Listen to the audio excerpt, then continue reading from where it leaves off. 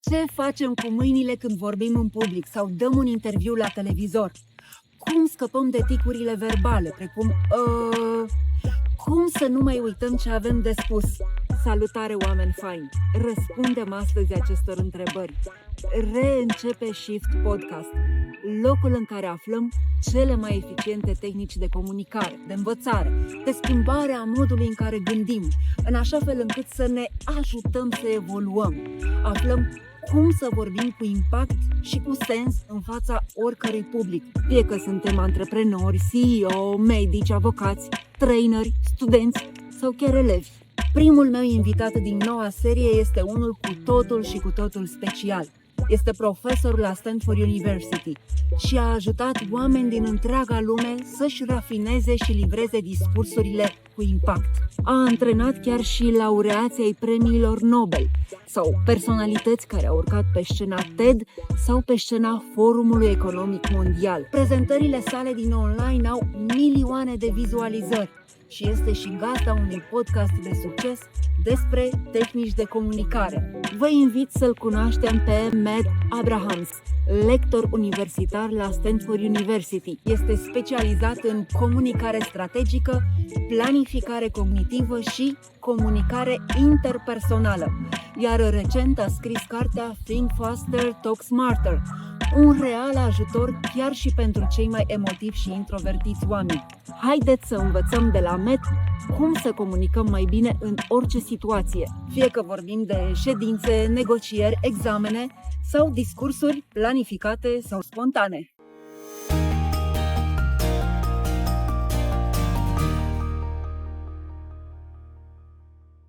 Hello everybody, we are talking today with the GOAT of communication, Matt Abrahams.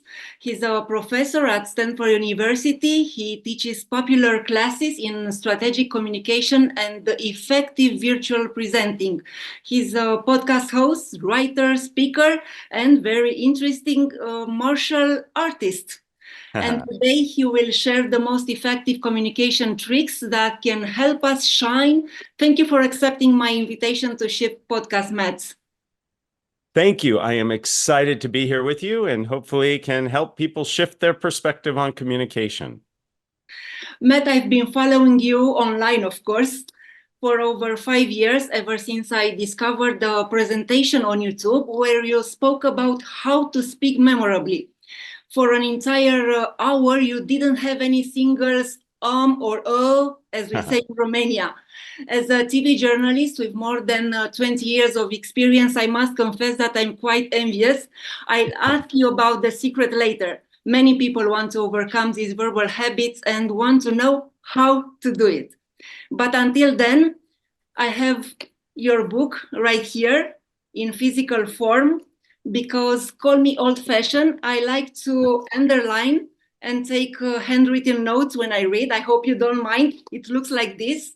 I love it. In fact, people often ask me, how will you measure success of your book? And I say, if people are underlining and folding corners and going back to it, that's what success is. That's how I retain information better. That works for me. Congratulations on your new book. Let's jump straight into the subject, Matt. My first question is, how can I think faster and talk smarter? Usually when people feel pressured by time, they end up speaking less smarter. Excellent. Yeah, excellent question. And there's a very long answer. I wrote a whole book on it. So let me give you some highlights. First and foremost, we all can get better at speaking in the moment. Many of us feel like we're just stuck speaking the way we do. But in fact, you can learn to get better. I've seen it in my own life, the lives of the students I teach, as well as the people I coach. We can get better at spontaneous speaking.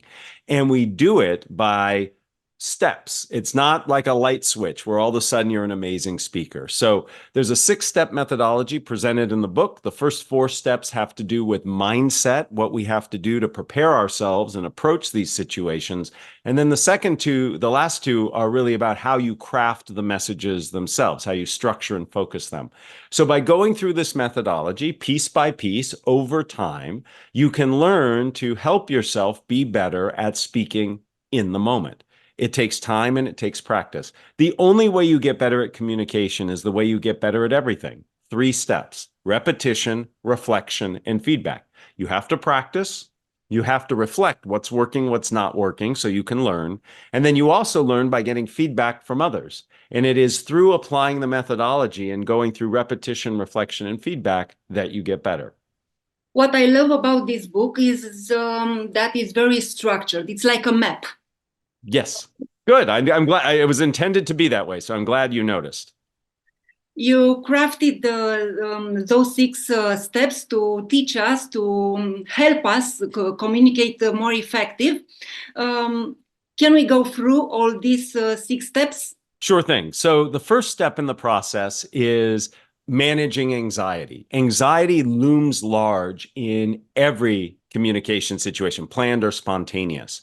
So we need to learn to manage our anxiety. And we do that by attacking both symptoms, that's how we physically feel, and sources, things that actually initiate our anxiety. So the first step in the process is to deal with anxiety, because if you're too nervous, it gets in the way and impacts all of your communication. And there are things we can do to reduce the anxiety. For example, take a deep belly breath with a long exhale. That can help. There are things you can do for sources of anxiety. Get present oriented so you're not worried about some future consequence. That's step 1. Step 2 is all about getting out of our own way. Many of us make our communication worse because we put pressure on ourselves to be perfect when we do it.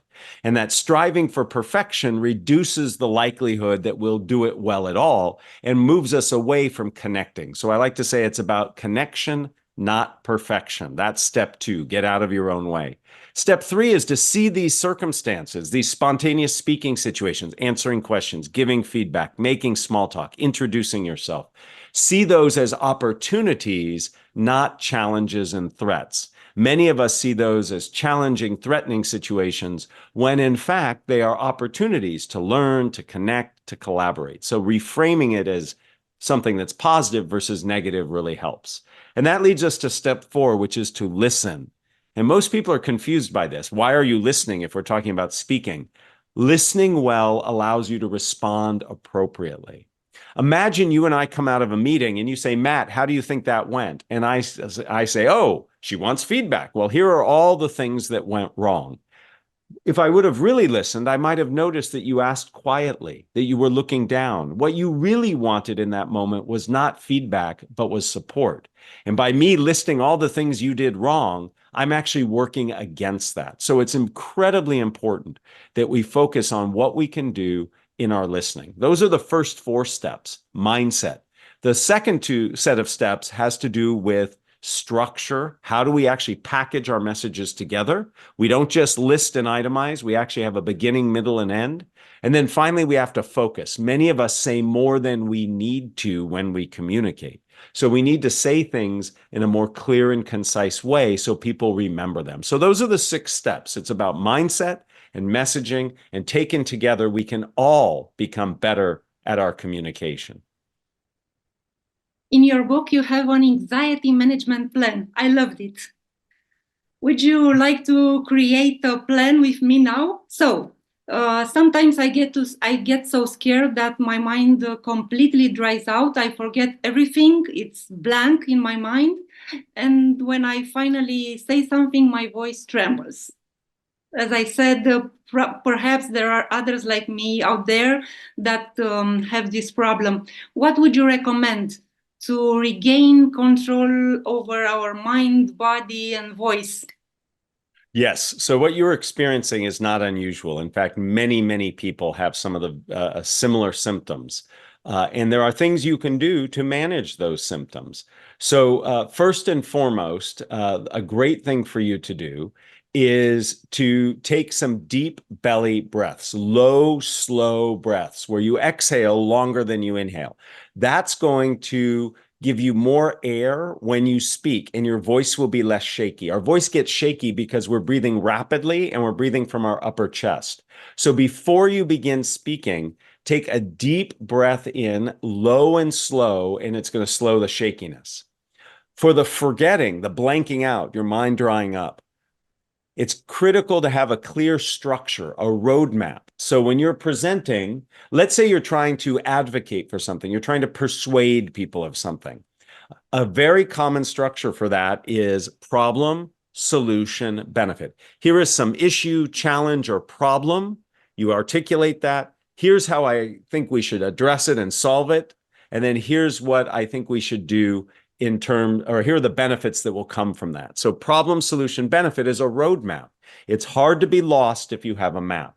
So for your anxiety management plan, I say take a deep breath, have a clear structure and a roadmap so you don't forget. And then the last thing I'll add is it sounds like you have a history of having some of these problems. So trying to get yourself in the present moment, be in the present moment, not reminding yourself of bad things that have happened in the past or worried about bad things that can happen in the future.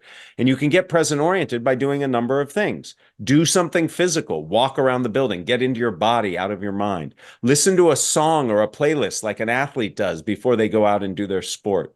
These are things that can get you present oriented. So your anxiety management plan has three things.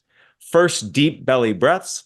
Second, I want you to have a clear structure going into the situation. And third, get present oriented. If you do those things, I think you will be in great shape. By the way, you have a great voice. How can we train our voice to sound more compelling? You have to do deep belly breaths. That's the only way to do it. By deep breathing, you actually build up your voice and it will help. Your voice is a wind instrument, just like a clarinet, a flute, a saxophone. The more air you put through it, the more you can do with it. By breathing deeply and relaxing your vocal cords, your voice will be better. And by the way, thank you for saying I have a nice voice. You do. My father has an amazing voice. My voice is not as nice as his. So thank you for that. Thank you. Matt, let's talk about perfection. You recommended to give ourselves permission to make mistakes, but nobody wants to make mistakes, especially today when there is so much hate online. How can we overcome a mistake? What can we do after getting it wrong? Yeah, so if a mistake is made, you have to make some choices. You have to decide, do I call it out or not? Now, if you say something that's inappropriate or offensive, you absolutely have to address it and apologize.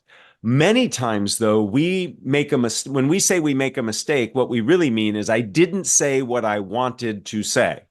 And we have to remind ourselves that the audience does not know what you want to say. They only know what you did say. So if I misspeak and I don't say something the way I had intended, that's not a mistake. It's not matching your expectation, but the audience didn't know that. So many times when we see ourselves making a mistake, it's not really a mistake. So we have to make that decision. Now, clearly, if I offended you or did something that's not appropriate for you, said something inappropriate, then I do need to correct it.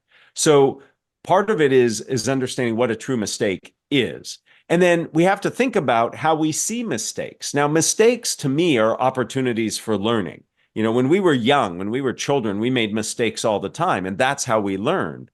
So I have a different way of framing mistakes. If you think about movie making and television, they take multiple takes. So a director will say, hey, let's do it this way. Okay, let's do the same scene in a slightly different way. And they even have those clapboards where they go take one, take two.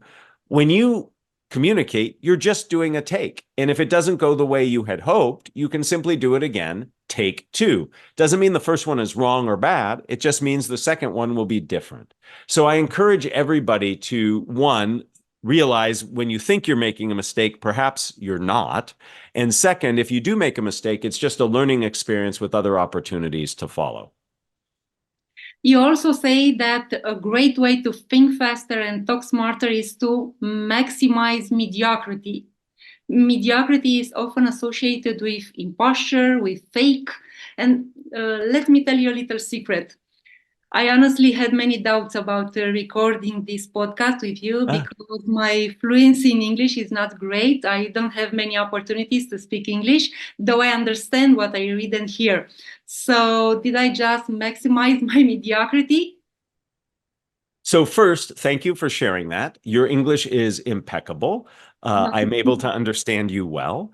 And I think you are actually a great role model for what I'm talking about. So yes, you're a great example of striving for mediocrity. So we put a tremendous pressure on ourselves to do our communication right, to do it perfectly. And in fact, that striving to do it right and perfectly gets in the way of doing it well at all. The example I always like to use is consider your brain like a computer. You only have so much bandwidth.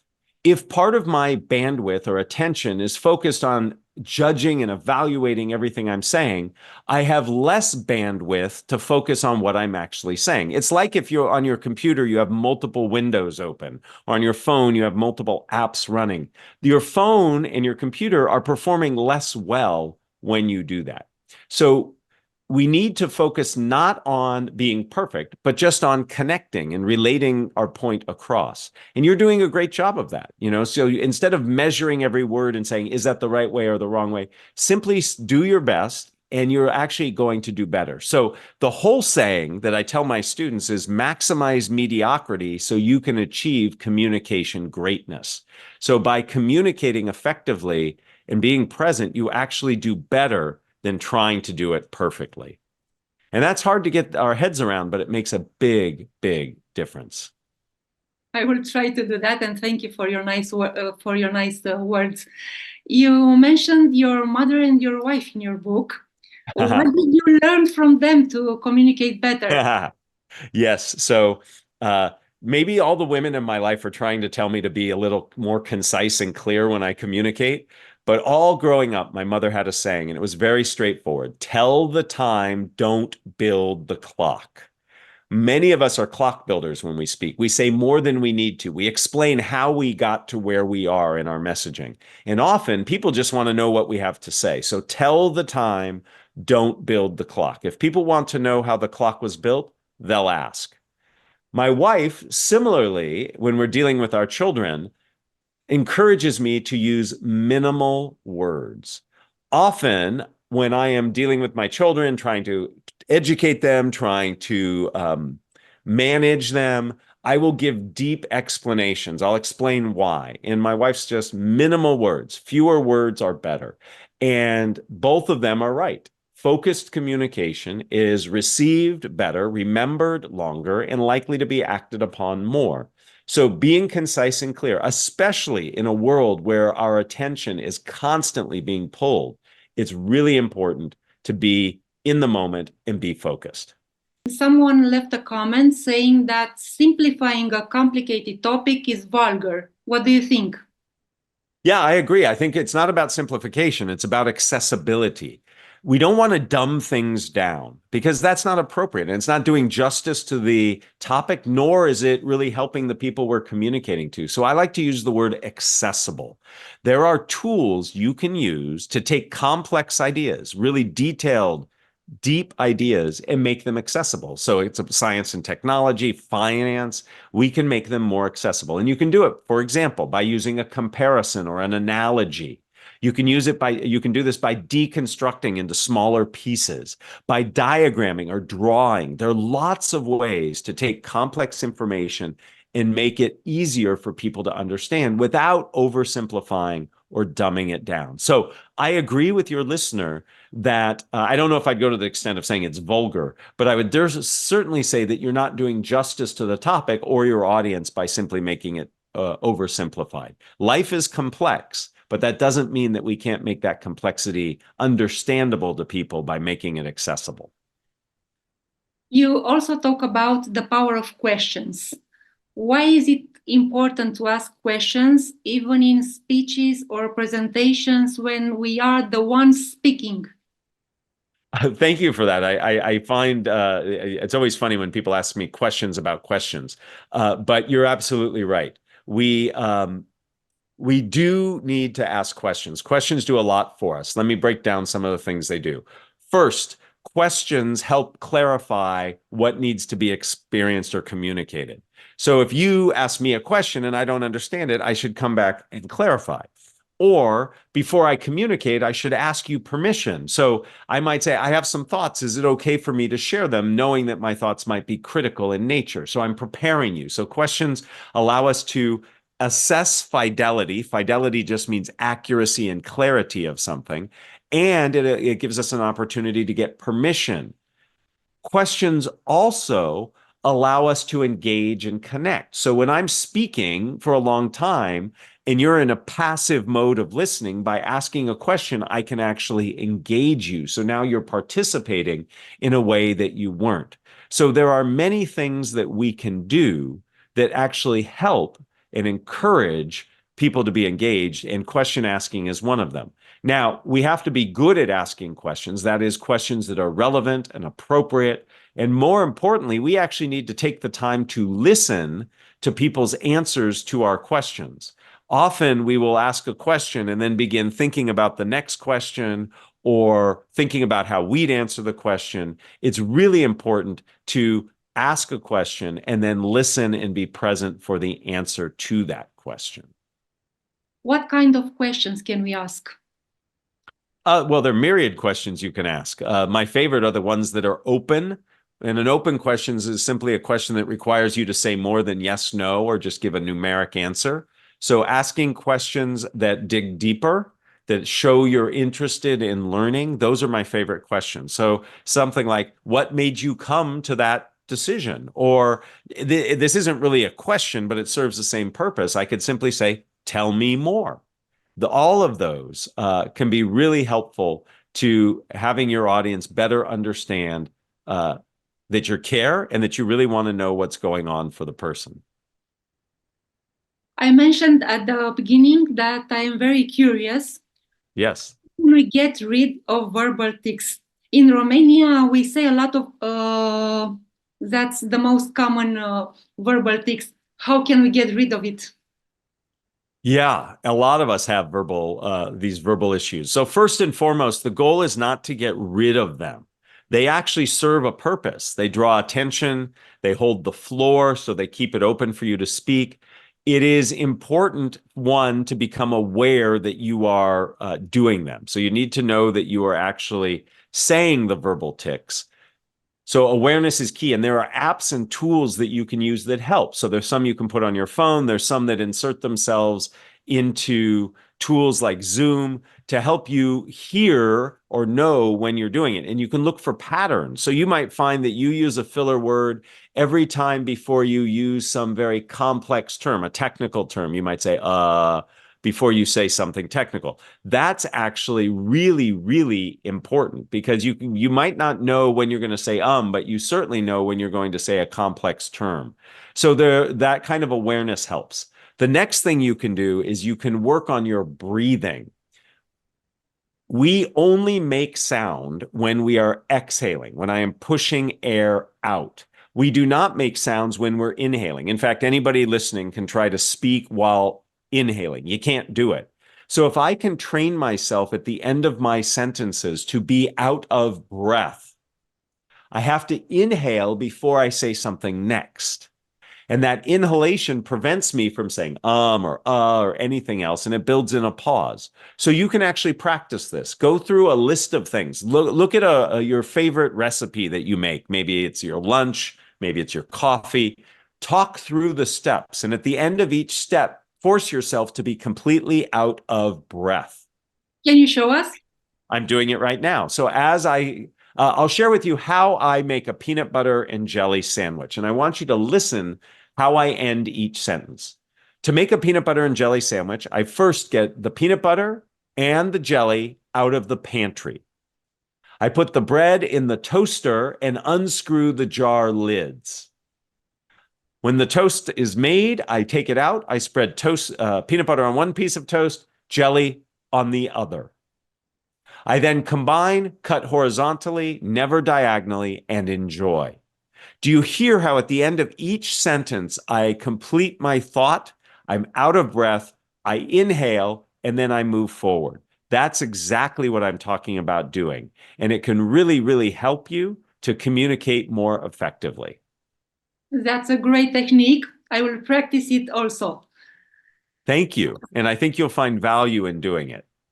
I'm sure. So before the final question, which you address at the end of each Think Fast, Talk Smart podcast, I would like to quickly go through 4 very short questions and short answers about good tricks to communicate effectively in public. So, first question. How should we hold our hands when speaking in public? Can you show us? Absolutely. So when you're not using your hands should be one on top of the other, interlaced, or as a steeple, and they should be right at your navel, your belly button. Many of us, when we get nervous, we hold our hands up in front of our chest. It looks like we're praying. So just low at your abdomen. When you gesture, go beyond your shoulders. Don't gesture in front of your chest. It makes you look nervous and like a dinosaur. So just go beyond your shoulders. So hold them loosely in front of your belly button, gesture beyond your shoulders. So it's good to gesture in public? Absolutely. Gestures are very important. As long as they're not flailing all over the place, if they're purposeful gestures helping you emphasize what you're saying, they are very, very helpful. Have you learned any exercises from martial arts and used them to improve communication skills? I have learned so many skills from the martial arts that I apply all the time. And thank you for asking that question. The one that I will share with you that is so important is to be present oriented. Be in the moment. In the martial arts, if you get distracted and you're working with somebody, you can literally get hurt. And in communication, if you're distracted, you can actually miss an opportunity to really achieve your goal. So it is really, really important for us to be in the moment and to communicate from that place. And the martial arts teach you to be in the moment. So I encourage everybody to think through how they can be more present oriented. What's the best way to answer a question when we don't know the answer?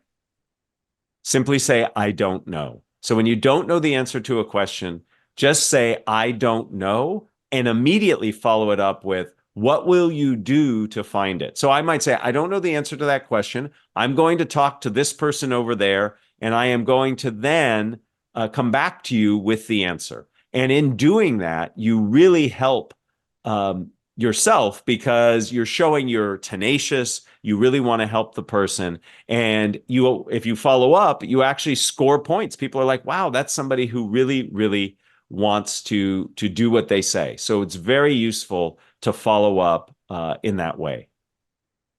I can't end this podcast without asking you the question you ask everyone on your podcast.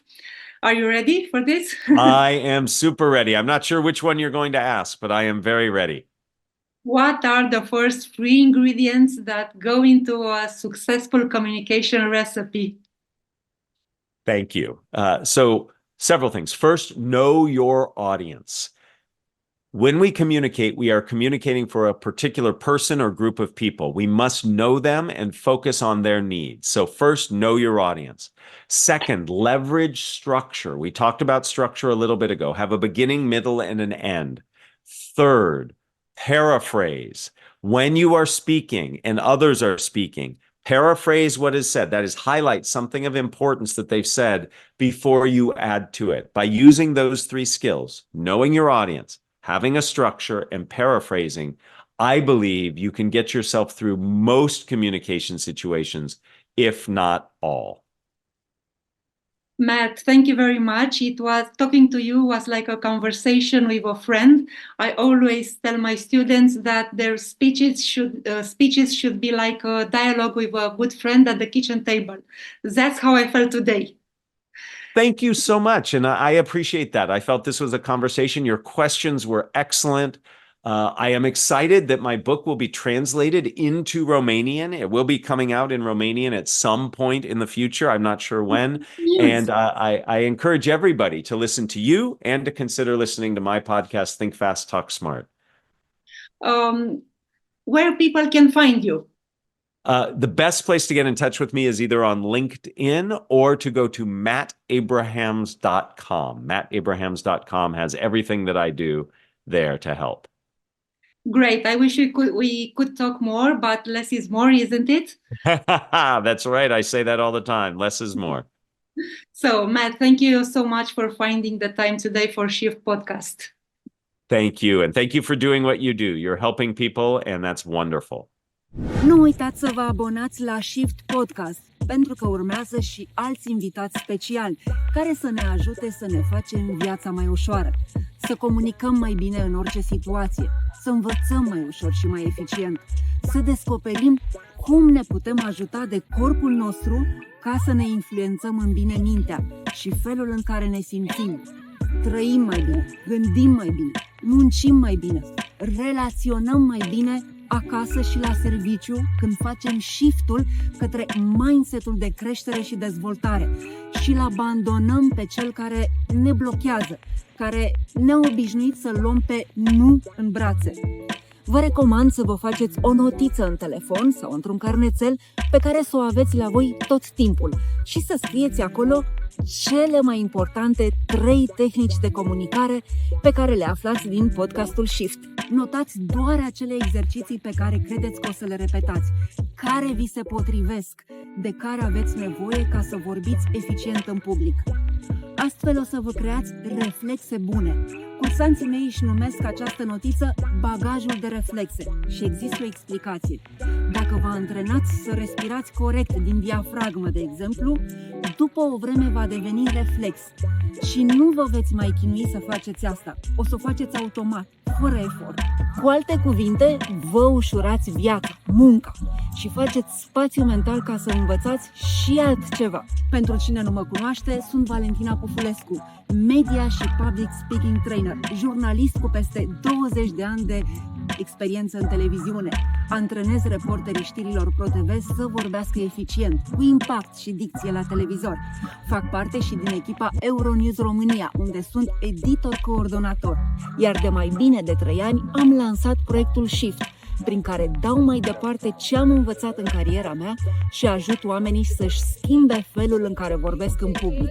Îi ajut să livreze prezentări, discursuri cu impact sau interviuri cu sens pentru televiziune. Dacă aveți întrebări, le puteți lăsa în comentarii, iar dacă vreți să aflați mai multe despre mine și cum vă pot ajuta, mă găsiți pe site-ul meu www.valentinapufulescu.ro sau pe LinkedIn, Instagram, Facebook, chiar și pe TikTok. Dacă v-a plăcut episodul, lăsați un like și dați mai departe și prietenilor pe care credeți că i-ar putea ajuta aceste informații. Mulțumesc pentru interesul în comunicare și dezvoltare. Să ne revedem cu bine!